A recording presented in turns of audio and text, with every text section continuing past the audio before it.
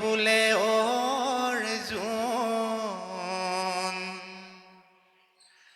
হৰ নামাৰিবা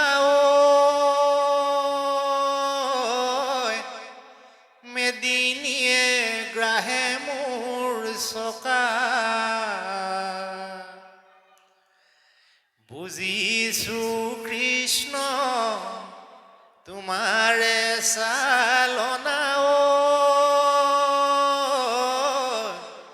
এয়া মোৰ সংকটৰ বেলা।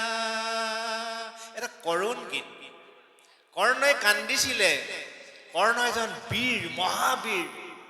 কেতিয়া কান্দিছিলে? যেতিয়া যুদ্ধক্ষেত্ৰত তেওঁৰ ৰথৰ চকাটো মাটিত সোমাই গৈছিল। মাটিত সোমাই যোৱাৰ লগে লগে তেওঁ কৈছিল, হে অৰ্জুন, মই এতিয়া নিৰস্ত হৈ গলো, অকণমান ৰবা না, অকণমান ৰবা না, মই ৰথখন উলিয়াই লওঁ, মই নিৰস্ত হৈ আছো, অকণমান তুমি ৰবা, মই আকৌ তোমাৰ লগত ৰণ কৰিম। আৰু সেই মুহূৰ্তটোত ঈশ্বৰে অৰ্জুনক কেনেকে বুজাইছিল শুনক। সখা অৰ্জুন, তুমি পলম নকৰিবা, নিমিষতে তুমি হৰ প্ৰয়োহাৰ কৰা সেই দুৰাচাৰী কৰ্ণলৈ। কিয় তুমি তেওঁক ৰৈ আছা হৰ প্ৰহাৰ কৰাত? তেতিয়া অৰ্জুনে অবাক দৃষ্টিৰে কৃষ্ণৰ মুখলৈ চাইছিল। কৃষ্ণই কৈছিল, সখা, যিদিনাখন অভিমন্যুই এটি সৰু শিশু হৈ ৰণাংগস্থলীত আহিছিল, সেইদিনাখন জানো কৰ্ণ নাছিল যাক সপ্তভেদী প্ৰহাৰ কৰি অকণমানি শিশুটিক বধ কৰিছিল? সেইদিনাখন দয়া মায়া কলৈ গ'ল? ইত্যাদি ইত্যাদি কথাৰে কৃষ্ণই অৰ্জুনৰ মনটোক পৰিৱৰ্তন কৰি দিছিল আৰু লগে লগে অৰ্জুনে হৰ প্ৰহাৰ কৰি কৰ্ণক বধ কৰিছিল। গতিকে আমি কোনোবা ক্ষণত আমাৰ বল শক্তি থকা সময়ত আমি ক্ষমতা দেখুৱাই লাভ নাই দেই। এই কথাবোৰে আমাক কি শিকায়? মোৰ আজি ধন টকা পইচা হৈছে, মোৰ আজি জ্ঞান হৈছে, মোৰ আজি বুদ্ধি হৈছে, মোৰ আজি মান সন্মান হৈছে, মই যদি অহংকাৰ কৰো, সেই অহংকাৰ বিলাক বোলে সময়ত এদিন ম্লান পৰি যাব। গতিকে কৰ্ণই সেই সময়ত যদি প্ৰতিবাদ কৰিলেহেঁতেন, দেই তোমালোকে ইমান শিশুটো অভিমন্যু কিয় বধ কৰিবলৈ গৈছা, এইবিলাক অন্যায় হৈছে। পিতামহ ভীষ্মই সময়ত তেওঁ মৌনতা ব্ৰত কৰিছিলে। এইবিলাক কৰ্মৰ যোগেদি তেওঁলোকে ভোগ কৰিছিল। অৰ্থাৎ এই কথাবিলাক আমাক ধৰ্মগ্ৰন্থই কিয় বুজায় যে হে মনুষ্যগণ, তুমিও যদি কেনেবাকে জীৱনত বেয়া কামকো ভাল কাম বুলি আদৰি লৈছা, তেতিয়াহ'লে তুমি তাৰ ফল ভোগিব লাগিব। সেইকাৰণে সময় থাকোঁতে তাক শুধৰণি কৰি পেলোৱা।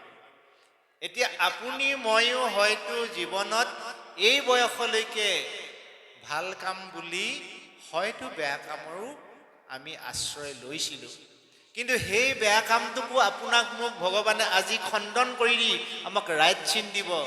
কেতিয়া দিব?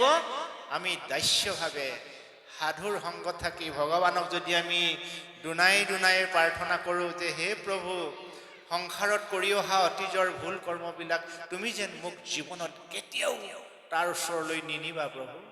আহি থকা দিনবিলাকত মোক যেন সদায় সৎ কৰ্মৰ প্ৰতি আসক্তি জগোৱাবা, সদায় মনস্পতত সৎ চিন্তা উদয় কৰোৱাবা, সৎ বস্তু দৰ্শন কৰোৱাবা। এই বুলি যদি আমি ঈশ্বৰক বিনম্ৰতাৰে সেৱা জনাওঁ, তেতিয়াহ'লে ঈশ্বৰে আমাক কেনেবাকে যদি তথাস্থ কৰি দিয়ে, কেনেবাকে কৃপা যদি কৰে, আমি কিন্তু উত্তৰণ হ'ম। আৰু ইয়াকে কৰাৰ বিপৰীতে আপুনি মই পূৰ্ণব্ৰহ্ম ভগৱন্তক আৰাধনাৰ বিপৰীতে আমি যদি বেলেগ কাৰোবাৰ ওচৰত আশ্ৰয় ল'বলৈ যাওঁ, তেতিয়াহ'লে কিন্তু আমি ভুল কৰা হ'ব। ধৰ্মগ্ৰন্থই গীতা শাস্ত্ৰই হওক বা ভাগৱত গ্ৰন্থই হওক এটাই কথা কৈছে যে কৃষ্ণ কৃষ্ণ কৃষ্ণ, ঈশ্বৰ ঈশ্বৰ ঈশ্বৰ। ঈশ্বৰৰ অবিহনে কিন্তু তুমি জীৱন কেতিয়াও মহীয়ান কৰিব নোৱাৰা বন্ধু। এটা প্ৰশ্ন আহিব পাৰে, আমিতো ঈশ্বৰ বুলি বাকী দেৱতাসকলকো সন্মান কৰোঁ,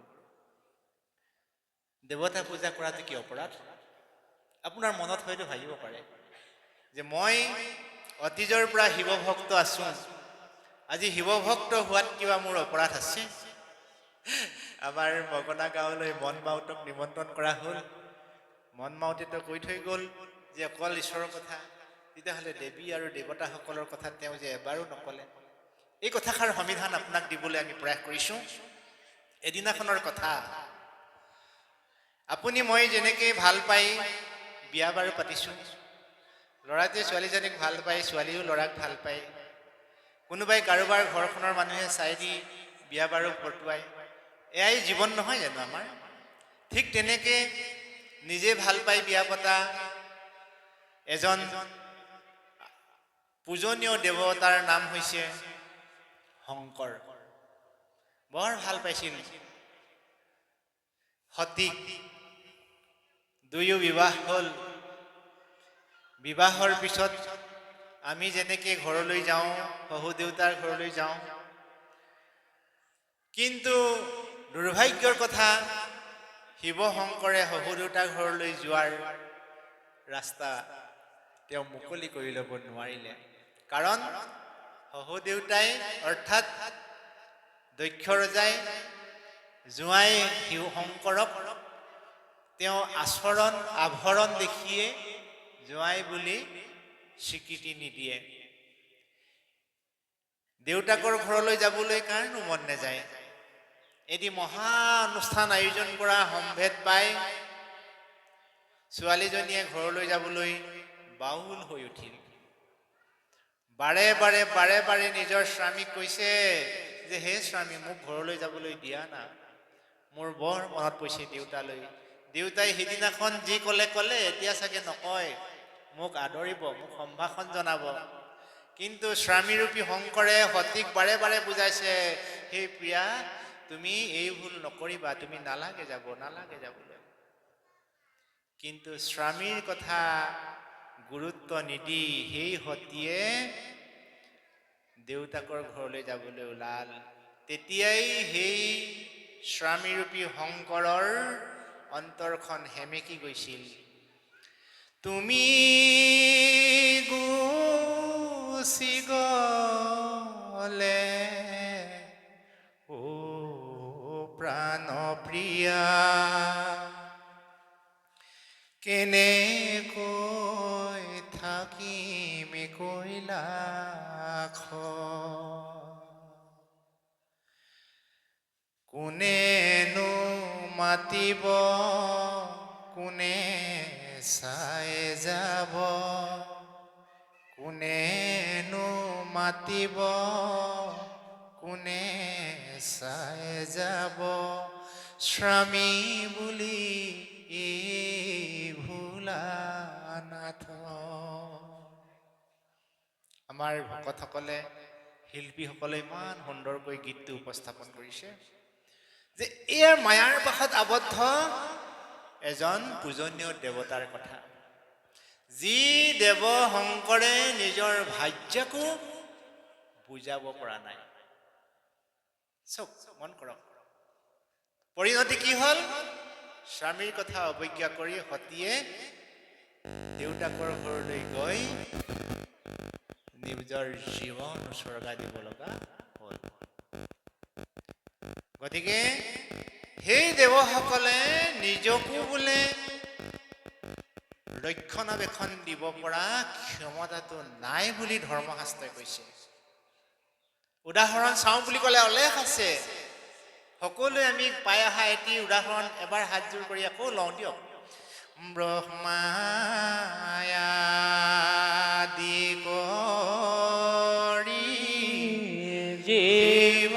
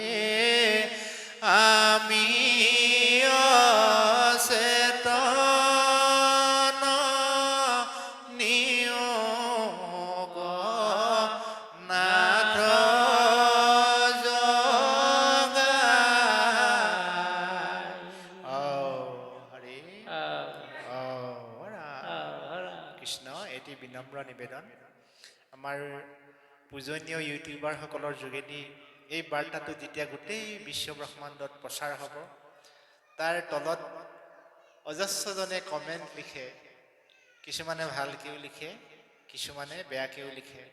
গতিকে সেই সকলৰ জ্ঞাতাৰ্থে মই বৰ ভক্তিৰে সেৱা জনাইছোঁ। জ্ঞানৰ পৰিধি অনুপাতে অধ্যয়নে ঢুকি পোৱালৈকে আমি যিমানবিলাক কথা এতিয়ালৈকে উপলব্ধি কৰিছোঁ, সেই তথ্য ভিত্তিতহে কথাখিনি প্ৰয়োগ কৰা হৈছে। ইয়াত কোনো নিজস্ব মত প্ৰয়োগ কৰা নাই। গতিকে সকলো আজি আমি ইয়াত যিমানে কথাখিনি শুনাৰ সৌভাগ্য হৈছে, কালিলৈ আমি মোবাইলটো টেপিলে এই কথাখিনি ওলাই যাব। গতিকে আমি যাতে কথাখিনি চালি জালি চাই ল'ব লগাখিনি লৈ এৰিব লগাখিনি এৰিব লাগে, সেইটোৱে আমাৰ বুদ্ধিমানৰ কৰ্তব্য। গুৰুজনাই এক ঈশ্বৰবাদৰ ওপৰত গুৰুত্ব দিছে যদিও কোনো দেৱতা বা কোনো দেৱী জাতিটোক নিন্দা কৰিবলৈ কাকো কেতিয়াও কোৱা নাই। নিনিন্দিবা নিহিংসিবা। দেৱতাসকল দেৱীসকল পৰম ব্ৰহ্ম ভগৱন্তৰ ভক্ত। ভগৱন্তই তেওঁলোকক ভাল পায় আৰু আপোনাক মোকো ভগৱন্তই ভাল পায়। কথাটো মই অনৌসকলৰ জ্ঞাতাৰ্থে আকৌ কৈছোঁ, দেৱতাসকল আৰু দেৱীসকল যেনেকৈ ভগৱন্তৰ প্ৰিয়, সংসাৰত থকা ভকতসকল আইসকলো তেনেকৈয়ে ভগৱন্তৰ প্ৰিয়। আৰু পৰম ব্ৰহ্ম ভগৱন্তক আমি সকলোৱে ভজনা কৰি বিশ্বব্ৰহ্মাণ্ডখন আমি শান্তি প্ৰতিষ্ঠা কৰিব লাগিব। বিশ্বব্ৰহ্মাণ্ড শান্তি হ'লেহে ভগৱন্তৰ সৃষ্টি কামত খাটিব। এই বিশ্বব্ৰহ্মাণ্ডৰ দেৱসকলেই হওক, দেৱীসকলেই হওক, আমাৰ ভকতসকলেই হওক, আইসকলেই হওক, আমি যদি ঈশ্বৰৰ কৰ্মৰ পৰা আঁতৰি থাকোঁ, আমি যদি ঈশ্বৰৰ ভাৱনাৰ পৰা নিজক আঁতৰাই ৰাখোঁ, তেতিয়াহ'লে আমি কিন্তু জীৱনটো দিশহাৰা হ'ম, দিশহাৰা। এই কথাখিনি বুজাবলৈকে এই সংসাৰত মহাপুৰুষ শ্ৰীমন্ত শংকৰদেৱৰ আৱিৰ্ভাৱ হৈছিল। আৰু